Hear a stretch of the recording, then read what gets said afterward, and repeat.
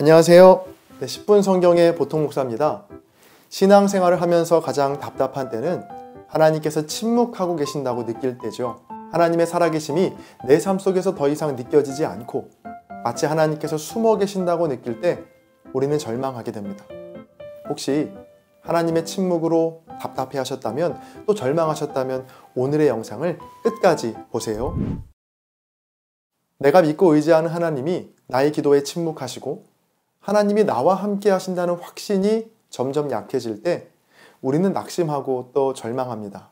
하나님의 침묵이 우리에겐 언제나 낯설고 불편한 일이지만 실은 성경에 나오는 인물들에겐 하나님의 침묵은 반드시 거쳐야 하는 필수 과정이었습니다.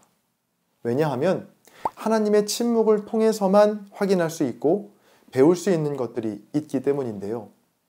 우리가 잘 아는 아브라함은 75세에 하나님께 내가 너로 말미암아 큰 민족을 이룰 것이라는 약속을 받고 나서 100세가 돼서야 이삭을 낳았습니다. 약속을 받은 후 25년 동안의 하나님의 침묵을 통과한 거죠. 모세도 40년 동안의 미디안 광야 생활에서 하나님의 침묵을 견뎠고, 요셉도 애굽의 총리가 되기까지 13년 동안 하나님의 침묵을 통과했습니다. 이스라엘 백성들도 출애굽하기까지 430년 동안을 노예로 살아야 했습니다. 이렇게 성경에 나오는 인물들 대부분은 하나님의 침묵을 경험했고 그 기간을 통과한 사람들입니다. 제가 조금 전 하나님의 침묵을 통해서만 확인할 수 있고 배울 수 있는 것이 있다라고 말씀드렸는데요. 그건 바로 침묵 앞에서만이 나의 정직한 마음과 진실한 믿음을 확인할 수 있기 때문입니다. 하나님은 우리의 생각과 마음을 다 알고 계시죠. 그래서 하나님께서 이 침묵하시는 시간은 엄밀히 말하면 하나님 앞에 내 마음과 믿음을 증명하는 시간이 아니라 나조차도 알지 못했던 나의 마음과 믿음을 내 스스로 확인하게 되는 시간입니다. 생각보다 우리는 나의 마음과 믿음의 실상에 대해 잘 알지 못하거든요. 내 마음과 내 믿음인데도 말이죠. 이스라엘 백성들을 생각해 볼까요? 하나님께서 애굽 땅에서 출애굽을 시켜주시고 홍해를 가르시고 만나를 내리실 때만 해도 이스라엘은 모세와 하나님께 열광했습니다. 바로의 군대가 홍해 속에 잠길 때 하나님을 찬양했죠. 아마 이스라엘 사람들은 스스로 생각하기를 나는 하나님에 대한 믿음이 확실하다. 나는 하나님만 섬긴다. 하나님께서 세우신 종 모세만 따라가겠다라고 확신했겠죠.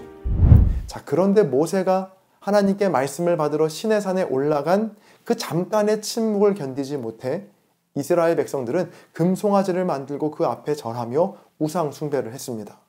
이스라엘 백성들은 스스로 자신들은 믿음이 좋다라고 생각했지만, 하나님만 섬긴다고 생각했지만 실상은 그게 아니었던 것이죠. 그저 나를 구해주고 나에게 복을 주는 거라면 하나님이든 금송아지든 상관없는 믿음을 가장한 탐욕이 그들에게 자리 잡고 있었던 겁니다. 이런 이스라엘의 진짜 마음이 언제 드러났나요? 하나님께서 침묵하셨을 때, 마치 하나님께서 숨어 계신다고 느껴질 때, 그때 이스라엘은 자기의 진짜 마음과 믿음을 비로소 확인하게 됩니다. 예수님 시대 때도 마찬가지입니다.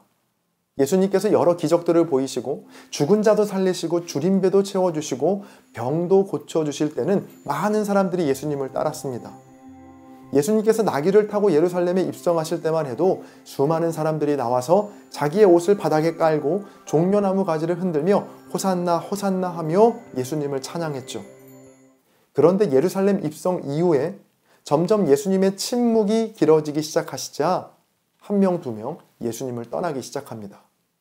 빌라도 앞에서도 예수님은 침묵하셨습니다. 이 예수님의 침묵이 극에 달했던 십자가 앞에서는 수많은 사람들도, 심지어 제자들도 다 예수님을 떠나게 되죠.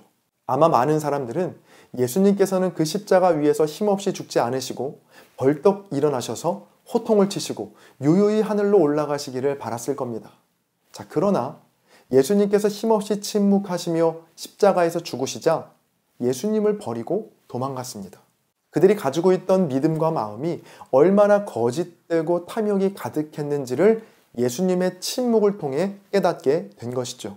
이처럼 하나님의 침묵은 우리로 하여금 내 믿음과 내 마음을 정직하게 보게 하는 기회가 됩니다. 내가 진짜로 하나님을 믿고 있었던 건지, 아니면 하나님께서 주시는 돈과 명예와 건강과 권력을 믿고 있었던 건지 깨닫게 되죠. 하나님께서 축복을 부어주시고 바로바로 기도도 응답해 주시고 모든 삶이 평안하고 순탄할 때는 내 믿음이 마냥 좋은 것 같습니다. 하나님을 위해서는 내 목숨도 기꺼이 드릴 수 있을 것 같습니다. 자, 그러나 욥과 같이 하나하나 내게 주신 것들이 사라지고 더 이상 기도 응답도 되지 않는 것 같고 상황은 계속 나빠지는 것 같은 이 하나님의 침묵이 시작되면, 그리고 악인들은 세상 속에서 득세하는 것처럼 보일 때 그동안 아름답게 포장되었던 나의 믿음과 마음이 찢겨지고 상해지면서 그 안에 숨겨진 나의 진짜 믿음, 진짜 마음이 드러나게 되는 것이죠. 여러분, 하나님께서 침묵하시는 것 같은 그때가 실은 우리의 진짜 믿음을 보게 되는 시간입니다.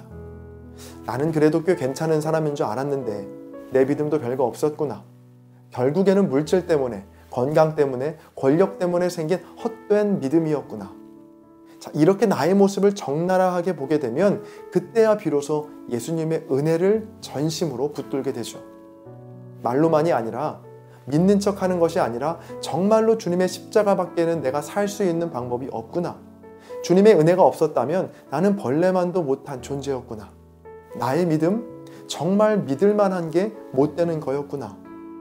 이렇게 말로만이 아니라, 포장된 믿음이 아니라 전심으로 주님을 찾게 됩니다.